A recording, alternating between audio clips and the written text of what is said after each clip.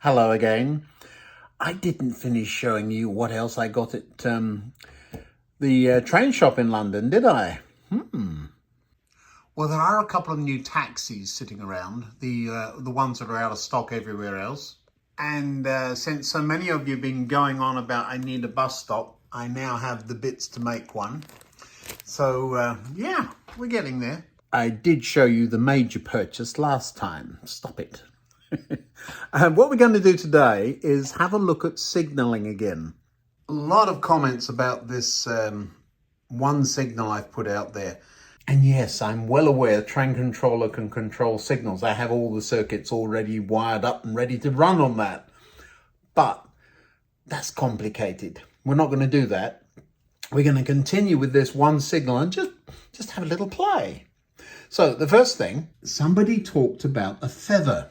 Now, a feather is a series of white lights that would come off the side here, usually from the top, and light up when a particular route was set. Now, in this case, if we run off down the track a little bit, mostly the train would be coming along here.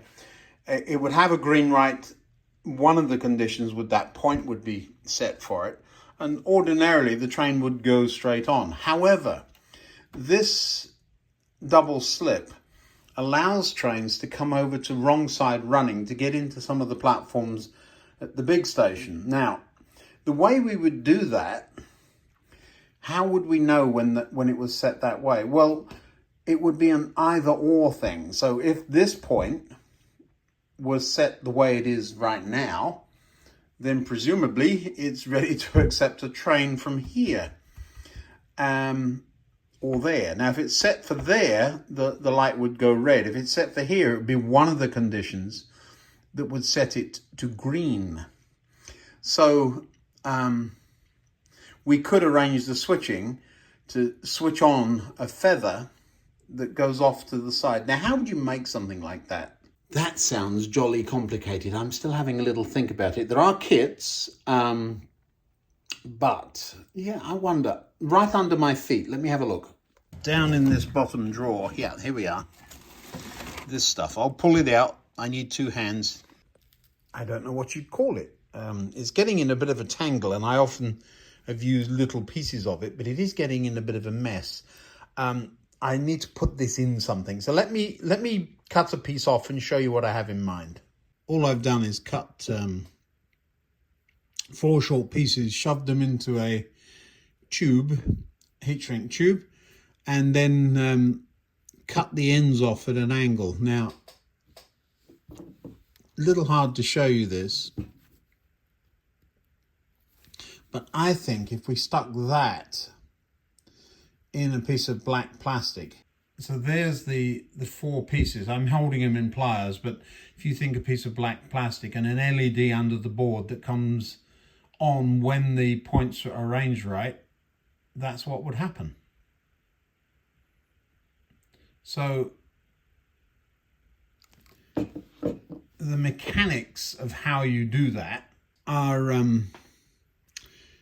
not beyond the realms of possibility. We're not going to do that today, but that just gives you, it's just a cheap modeling idea. So don't go hacking pieces of fiber optic cable out of the side of the main line, or we'll all be in trouble. But yeah, this stuff it was a throwaway product. I'll tell you where it came from. Is my brother-in-law made a media room with stars that come on in the ceiling. And so I don't know how thick this is, but it can't be more than perhaps 1 or 2 mil at the most. 1 mil, I think, thick. I guess a thick fishing line would work as well. So there's you would have this come up the post, and that sit beside the red light off to an angle. So there is a possibility. I'll keep that, put it over there in the tub. But today we're going to do some electronics. Nothing major. Let's have a look. We've been talking about shadows. Do you see that shadow there? Oh, that's where I hit the light with a paintbrush. And there's a big blob of paint on the lens of my work light. I tried to scrape it off and I've scratched it all up. So I need to change that. Sorry. All right, where were we? we were talking about the red and the green signals. So just a quick recap. This is our 9-volt supply, and what we've done is we've run it through the points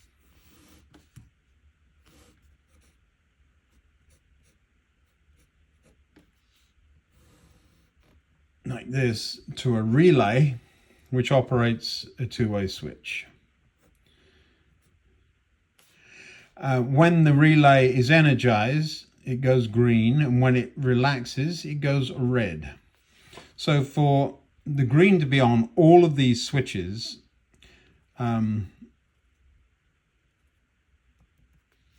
need to be closed. So if we were to add another switch like this and attach it to another relay like that, so instead of it being a point motor, it were a relay, and the relay were energized by a magic circuit,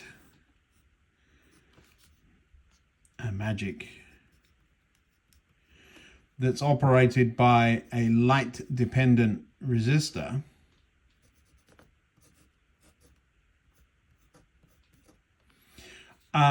we could add to our signal. I'm not explaining well here. I'm going rapidly, but once we get going, I think you'll understand what I'm up to. So let me show you physically where we are and what I've got in mind. Okay, so here we are. The points must be set correctly in front of the train for no derailment to occur. And here comes a train. Now, it's not stopping at the signal, it's gone past it. Now, once it gets to somewhere down the line, that signal needs to turn red. In real life, it's done a number of ways. There's things called track circuits where the wheels short circuit the track. This particular one is sitting right outside a signal box, so you would hope the signalman would see it. We can talk about that too. The very worst way is time, because it doesn't matter how much time elapses, that parcel wagon is not going to move on its own. But that might be a solution we have. In my particular case, I could use occupancy, so because we know which track circuits are, which track sections are full by tapping into train controller, but already I'm losing some of my viewers. So what we're going to do is we're looking along the track, and under here, you see that big hole? You see my fingers? Hello. The reason for those big holes, there's 3 of them in the layout. There's one there too. The reason those big holes are there is because when we started out, we had under baseboard point motors that just clipped onto the points. Terrible things, because they require such big holes.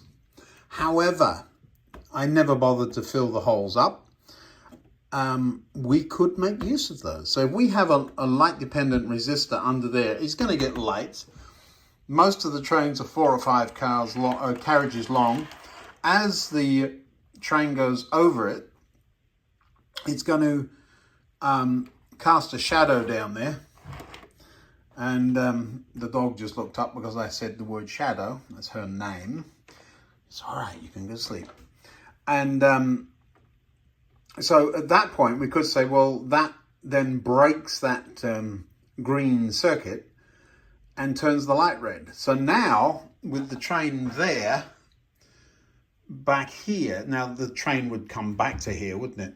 So as the train passes the signal, it would now go from green to red, which is more pleasing. If we then added a delay, so when the whole train passes, we count, let's say 10 seconds or something, which on this layout would be realistic. Mostly, it would give the appearance that once the train were out of section, the signal would turn back to green. Now, I know the prototypical gurus are going to be after me for this, but it's another method that we can use in modeling to trigger a signal. Now, in real life, we would be far better using a train controller, which has the ability to do this. So why am I doing it this way? Well, because this way is a whole lot simpler, and most of you do not have train controller. This works DC and without any block detection whatsoever on the layout. Train controller relies on block detection or section detection. Now, I know not every card in my little drawer represents a circuit that we have made, but this one's from last week, you see it? So there's a couple there on that. But look at them all. We've done a lot of things with electronics. I'm going to just flick through the stack. I think there's one in here that might help us. Well, there's one. I'm trying to think what we were using that for. I should write on the back, really, shouldn't I? I think it was allowing a station. Is that the same thing underneath? I think it might be. There's a gap. It somehow allowed a train to park somewhere. If you remember me doing this, you're going to have to help me out. What was it for? I can see what it does. I just don't know what we used it for. So, light dependent resistor, resistor in series, transistor operating a relay. That does it, but I want the relay to delay. So we've just got to build a little timing circuit into that. I'll come up with a circuit diagram. We'll build it, install it, and see what it does. It's throwing it down with rain outside. I just took the dogs for a walk, and I had to have a complete change of clothes. This one still hasn't got his collar on, I don't think, have you? No, everything's so soaking wet. Yeah, you didn't like that, did you? No. Anyway, I've had time to have a little think. It's not very complicated. It's a standard 555 circuit. Of course it is. But I'll give you the formula this time, just so we can build on what we've done in the past. There are many ways of doing this. I said it'd build on that circuit. I still don't remember what it did. I think it was something to do with parking a train at the right spot. But we'll use that part of it first. So let's just redraw that onto here. We need a plus and a minus rail as always. The dogs are now having a romp upstairs. They're fighting over toys I gave them so that I could have a bit of peace and quiet down here. So much for that. LDR, light dependent resistor. And we're going to use a transistor. We use a couple of them, I think, in this circuit. Just any general purpose transistor will do. And we break all the rules on this channel, you know that. Let's put a resistor in there. So there's our basic circuit. This is a light dependent resistor. This will adjust the sensitivity.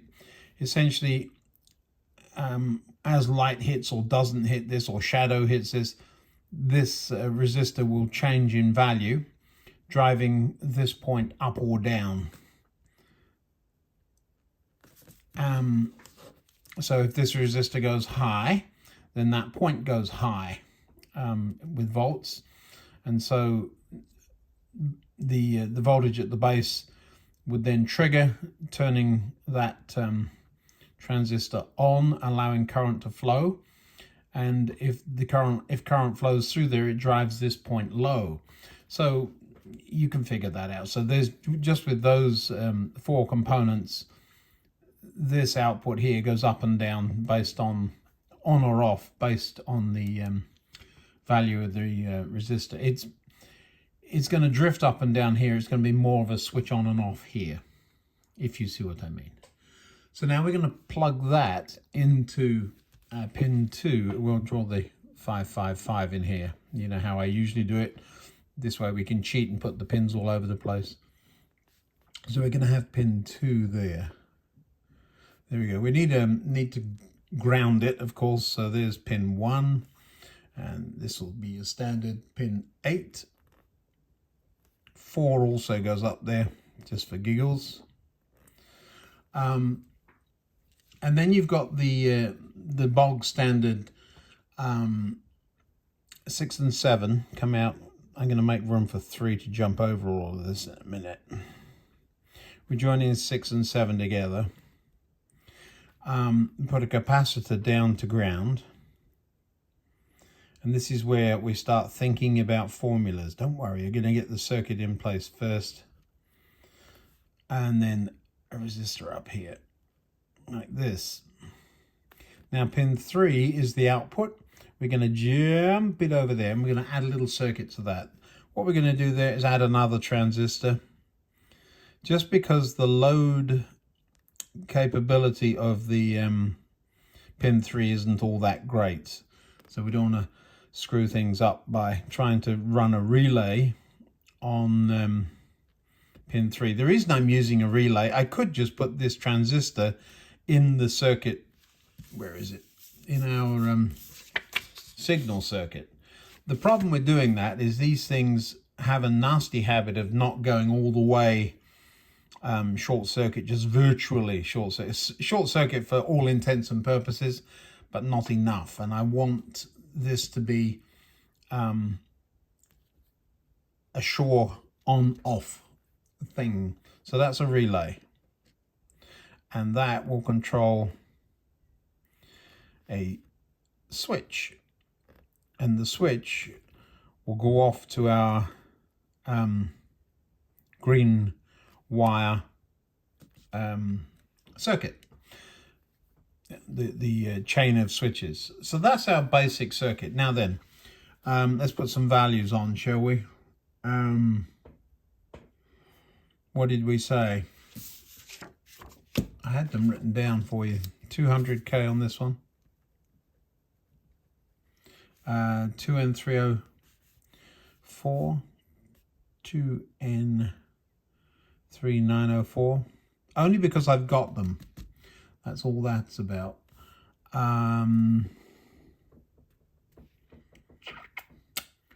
What are we doing here? Nothing else. Relay. This will be another 2N3904. Now this circuit here, this is, we're going to call this R1 and C1. The ratio of these things, there is a formula that you use to determine how quickly this thing does its thing. Let me write the formula down for you. Oh no, not math. So it's T, this is T in seconds, equals 1.1, now let's not get into Y, times R1 in ohms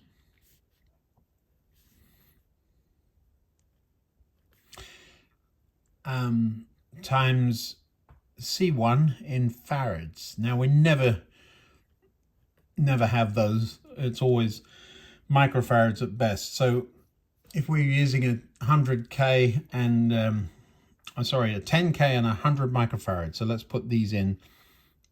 10k ohms and 100 microfarad,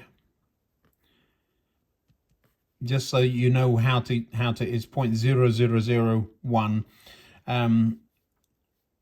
So the 10k and 100 microfarad, that's your 1-to-1 point. So 1.1 times that equals 1.1 seconds. Okay, so that's essentially your formula. It doesn't change. It's the same on any 555 timing circuit. So T equals 1.1 times R1 times C1, but these are in ohms and farads, not in kilo ohms and microfarads. The kilo ohms and micro don't quite cancel each other out. It would if it was a so just know that 10k times 100 microfarad equals 1.1 seconds. So if we want to make this about 10 seconds, you just multiply that by 10 equals, what would that be? 1000 microfarad. And so that would jump that up to around the 10, so it would be 11 seconds, wouldn't it? Do you see?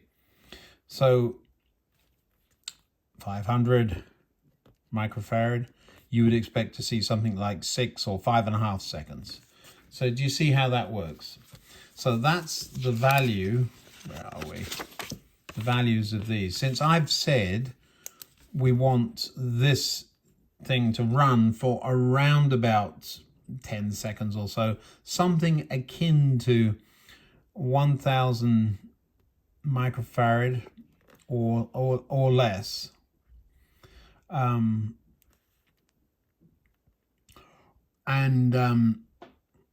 We'll make this 10k. Now you could put that variably, but let's not get complicated here. What else do I need? I think that's it. Let's get on and build it. Okay, breadboard. Well, that's not breadboard, that's the jumpers. This is breadboard, needs cleaning up. This is going to feel a bit like that scene from The Great Escape where there's butter, there's corn flour, whatever it was that there were the hot commodities at the time. I've got a relay. I do have a piece of circuit board out already. There's an LDR there and a few bits and bobs I think I might need. But that's all there is to it. Let me just fish out the actual bits I need here. Those general purpose transistors, that's those. What did I get this out for? Capacitor, wasn't it? This is the thing that takes the longest, finding the packet with the right values in them. I had a couple of capacitors out already, which is what that was about. 1000 microfarad and a 470. So that should be about 5 seconds, about 11 seconds. So we'll choose. Let's have a look. Depends how fast we run the trains, I suppose. What am I looking for? 1 ohm. Who needs those? 3. A not quite made joint will give you a 1 ohm resistance. 10k. That's probably what I need. 2 of those.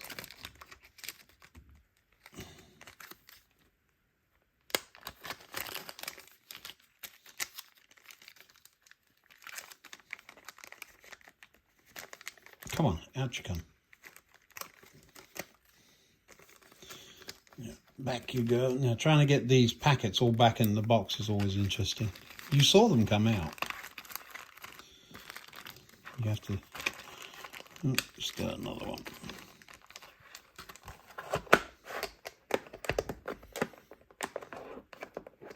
Good.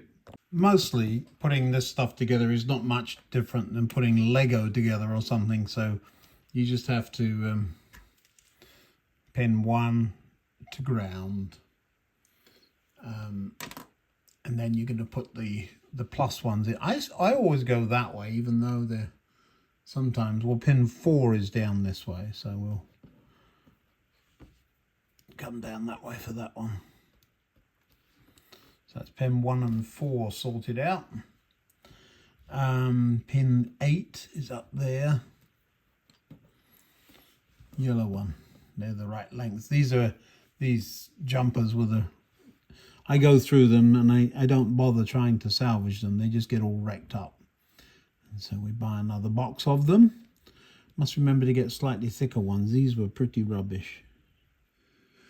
And then pin 7, we need the capacitor. We'll put the little one in for now because it'll be quicker working, and so we won't have to wait to see if we got it right. So 7, and that goes down to negative. Well, there's a negative rail up here as well, so 7 or 6, doesn't matter actually. To negative. And you can see which way around they go. There's the big negative stripe. I keep sliding it around out of your shot. So let's pop that in there. See, this is what I mean about these wires are not thick enough to do the job they're designed to do. They bend instead of going in. So I must remember to get the thicker ones next time I order some. I've had them break off and then you can't get them out. I'll finish this off and get back to you, because you're going to see me fiddling around with these things for the next 10 minutes otherwise. Well, that's what it ends up looking like a few minutes later. A battery. Where is a 9-volt? Everywhere in this place. That's not going to work. I usually have those soldered on. We will solder that on there. Why is that not soldered onto something? All right, well, here's the finished product. I've added a couple of bits and pieces. Let me write them in for you. I've added a resistor in series with the transistor there, and another one here. I don't remember what the value was. It doesn't matter much. I think it's 100k. No, 47k. The reason for it, under normal operation, you won't have a problem because there's always going to be some resistance. But if you do wind that thing all the way down there, you've then short-circuited that resistor altogether. So now you've got 9 volts on there. And that's going to get hot. Ask me how I know.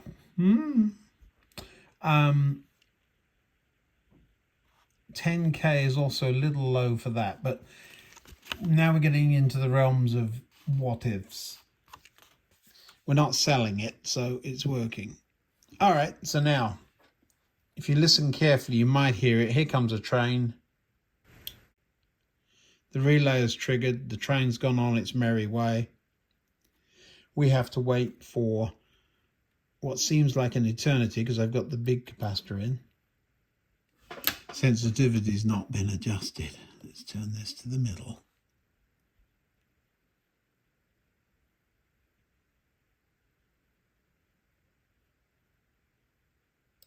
And there's 10 seconds or so, 10 or 11 seconds as expected, as predicted, as per the formula. So that's about it. With that capacitor in, it's running at about 10 seconds. It's just clicked. And I'll wait.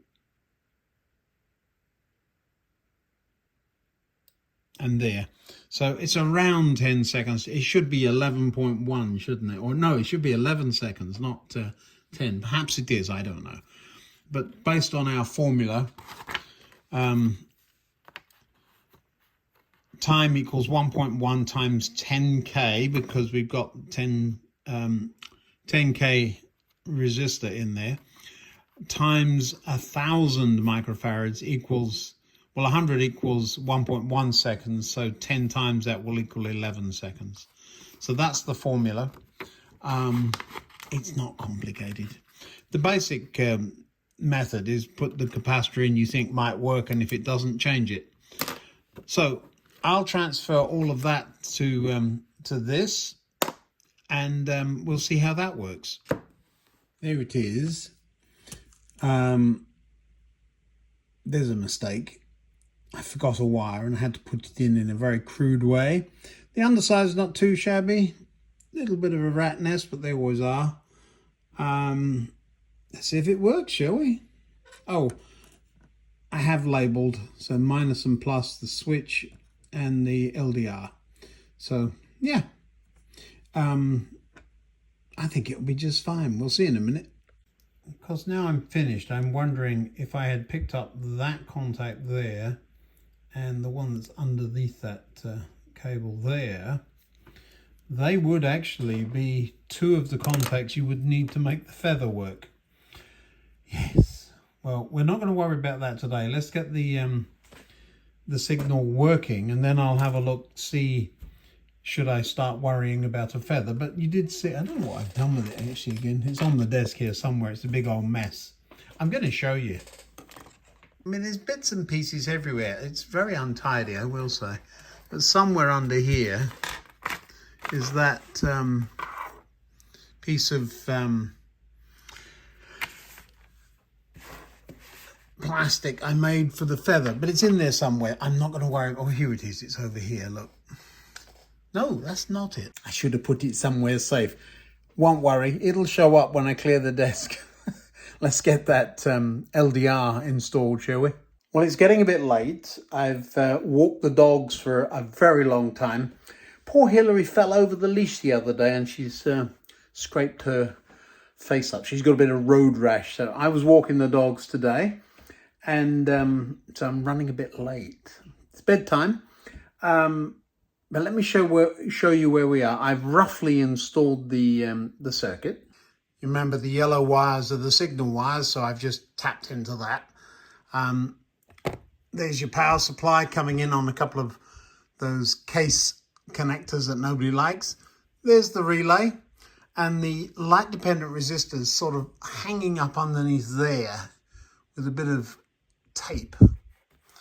You can see it through the rails. It's sort of, that's it right there. Now I'm going to have to position it and get it in a place where it's going to get some light without my reading light over the top of it. But for right now, I think it's working. So we'll turn on the 5-volt supply again and see what happens. So now the signal works just as it did before. No different. So if the points are set against it, the signal would go red. However, we have a train coming. It's wending its way around the undeveloped area of the layout before it climbs down the incline. Here it comes now.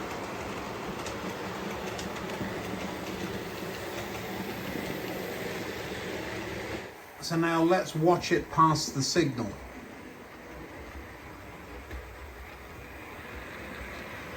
Here it comes.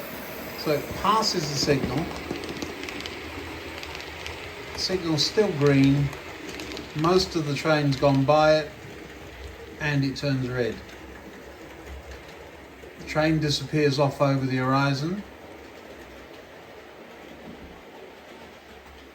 And the signal turns back green again. There we go.